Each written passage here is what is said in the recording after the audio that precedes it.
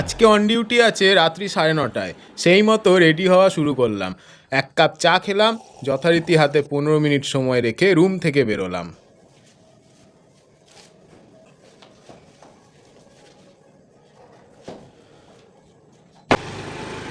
এখন যাচ্ছি লবির দিকে।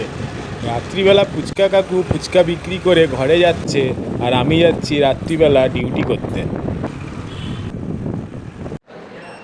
সাইন অন করতেই স্টেশন মাস্টার হাতে দিয়ে দিল কশন অর্ডার আর বলল গাড়ি এসে গেছে। লোকো পাইলট আর আমি যাচ্ছি চার্জ নিতে। আজকেও গিয়ে দেখি পুরনো দিনের লোকো, তাও আবার বর্ধমান সেটের। গাড়ির সিট এই রকম, এতে পুরো রাত বসে ডিউটি করতে হবে। ওপর নিচে আগে পেছনে সব কিছু চেক করা শুরু করলাম। গাড়িকে শুশু করালাম।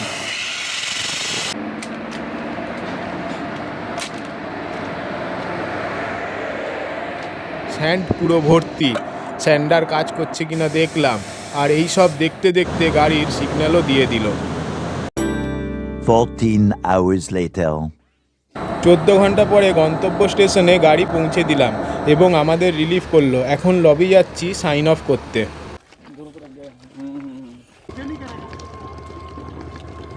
এখন যাচ্ছি রানিং রুমের দিকে। এখানে গিয়ে 8 ঘন্টা রেস্ট নেব, তারপরে আবার সাইন অন করে এখান থেকে গাড়ি নিয়ে হেডকোয়ার্টারের দিকে ফেরত যাব।